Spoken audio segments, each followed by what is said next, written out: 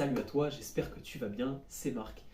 Et aujourd'hui, je vais te faire une vidéo sur la prise de poids, donc sur les cellules graisseuses, plus principalement afin de comprendre comment ça se passe un petit peu.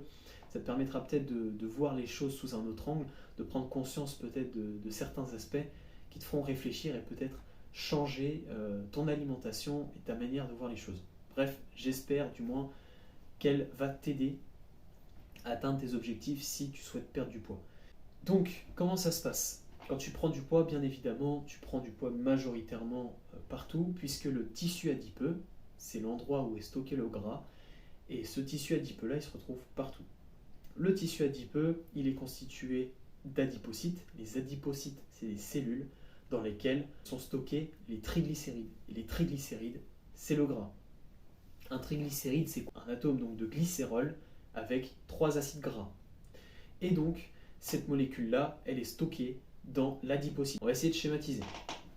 La cellule va stocker du triglycéride, elle va donc grossir. Si tu manges en excès, si tu manges en abondance, je ne sais pas, du chocolat, etc., tu vas prendre du poids.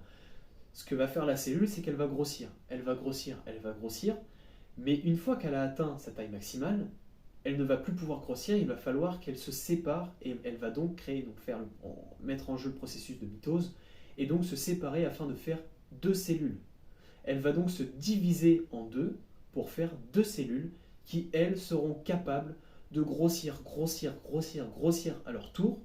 Et une fois que ces 2 cellules ont atteint leur taille maximale, il va se répéter exactement le même schéma. Elles vont se rediviser en 4, puis en 8, puis en 16, en 32, 64, etc., etc., etc.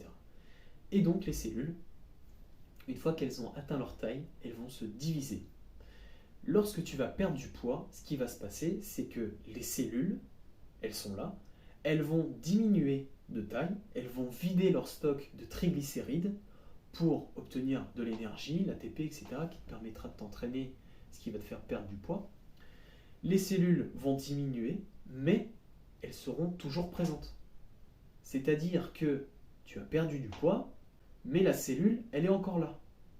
C'est exactement comme si tu allais faire tes courses, tu remplissais tes sacs, voilà, tu as tes commissions, tu vides, tu ranges tes commissions, etc.